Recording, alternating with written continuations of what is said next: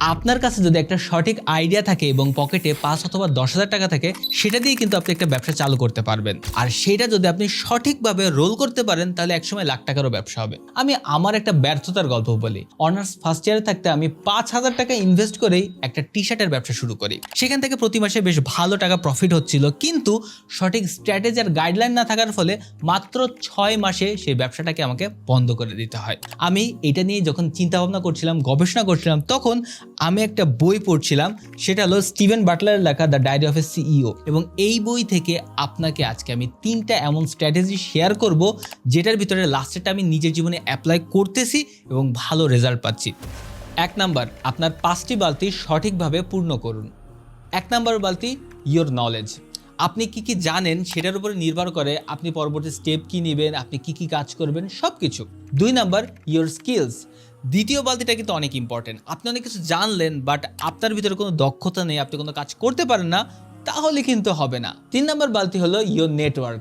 আপনি কাকে কাকে চেনেন এবং কার মাধ্যমে আপনি আপনার কাজটাকে করায় নিতে পারবেন, সেটাও কিন্তু অনেক বেশি ইম্পর্টেন্ট। 4 নাম্বার বালতি, ইয়োর রিসোর্স।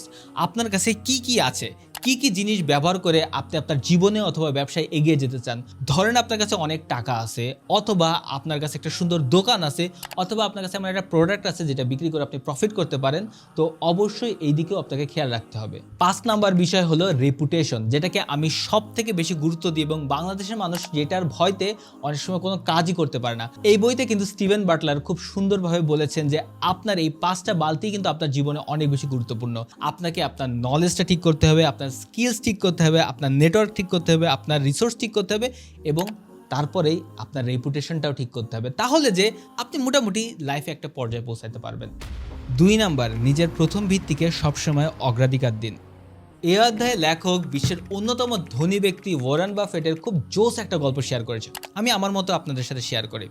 ধরেন আপনার গাড়ির অনেক শখ, আপনার ইচ্ছা জীবনে আপনি অনেকগুলো গাড়ি কিনবেন। হঠাৎ করে যদি একটা দৈত্য এসে আপনাকে বলে যে আপনার পছন্দের গাড়ি কি, আপনি বললেন আপনার পছন্দের গাড়ির মডেল। সে বলল আচ্ছা এই গাড়িটা তোমার বাড়ির সামনে কালকে সকালেই দাঁড়িয়ে থাকবে, কিন্তু শর্ত হলো তুমি জীবনে আর কোনো গাড়ি কিনতে পারবে না। তাহলে আপনি কি করতেন?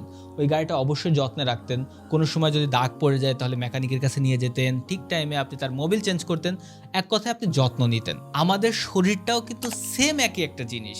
আপনি যদি আপনার শরীরকে না যত্ন নেন তাহলে একটা টাইমে আপনাকে অবশ্যই এই শরীরটা পেইন দিবে।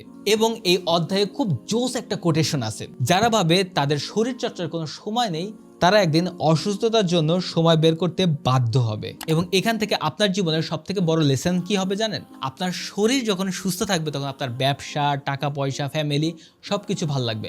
মন থেকে একটা প্রশ্নের উত্তর দিন তো, যখন শরীর খারাপ থাকে, যখন জ্বর আসে কিংবা অসুস্থ থাকে, তখন কি আপনার টাকা পয়সা কিংবা অন্য কিছু ভালো লাগে? 3 নাম্বার, কিভাবে নয় কাকে। খুব সুন্দর একটা গল্প বলি, এই বই থেকে বলতেছি। স্টিভ জবস একবার বলেছিলেন তার জীবনের অন্যতম সফলতার কারণ কি জানেন? তিনি তার কোম্পানিতে কখনো বি অথবা সি ক্যাটাগরির লোকদের নিয়োগ দিতেন না।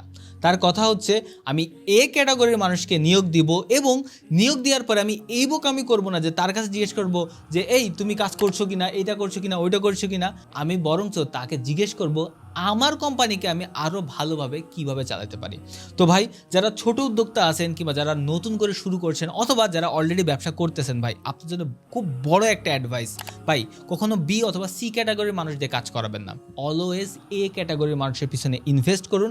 টাকা একটু বেশি খরচ হবে, তবে তারা যে আউটপুটটা দিবে ভাই, আপনার কোম্পানি বড় হতে বাধ্য। এবং আপনি সবসময় যদি এই মেন্টালিটি রাখেন যে আমিই কাজটা করব, আমি না করলে মন মতো হয় না, ভাই আপনার কাজটা যদি 60 থেকে 70% হয়, আপনি আরেকটা মানুষ দিয়ে করান। কারণ আপনার জীবনের টাইম হয়তো বা কাজের জন্য 7 থেকে 8 ঘন্টা, তার জীবনেও 7 থেকে 8 ঘন্টা, দুইজন মিলে একসাথে কাজ করলেন মানে আপনি একদিনে 14 ঘন্টা কাজ করলেন। আপনি কিন্তু অনেক দূর এগিয়ে যাবেন। তাই ভাই অবশ্যই এই জিনিসটা আপনাকে মেনটেন করতেই হবে। আর এটা যদি আমি নিজে না মেনটেন করতে পারতাম তাহলে আমি আমার ড্রিম সাইকেল এবং অন্যান্য ব্যবসার পাশাপাশি কন্টেন্ট কোনো দিনও বানাতে পারতাম না। ভাই তাহলে মাথায় কি রাখেন যে অবশ্যই আপনাকে এই প্রশ্ন করা যাবে না যে আমি কিভাবে করব, আমি কাকে দিয়ে করাবো। এই বই থেকে আমার পছন্দের একটা কোটেশন আপনাকে পড়ে শোনাই। ব্যবসার জগতে বিশেষত আপনি যদি বড় কিছু করার স্বপ্ন দেখেন, সেখানে মূল বিষয় হলো নিজে সব শিখে নেওয়া নয়, বরং জানা কে পারে এই কাজটা আপনার জন্য সবচেয়ে ভালো করতে? কারণ ব্যবসা মানেই হলো মানুষ। বর্তমানে এই বইটা আমার অন্যতম ফেভারিট একটা বই। শুধুমাত্র আপনাদেরকে একটা রিভিউ দিচ্ছি না, এই বইটা আমি নিজে পড়ছি এবং আমার নিজের লাইফে অ্যাপ্লাই করছি। আর এই বইটা আমাকে গিফট করেছিল নওশের আলী ভাই। আপনি চাইলে রকমারি থেকে এই বইটা কিনে পড়তে পারেন, আপনার জীবনে অনেক বেশি হেল্প হবে। আমি কমেন্ট সেকশনে রকমারির লিঙ্ক দিয়ে দিচ্ছি। দেখা হবে নেক্সট বই নিয়ে নেক্সট ভিডিওতে। আসসালামু আলাইকুম।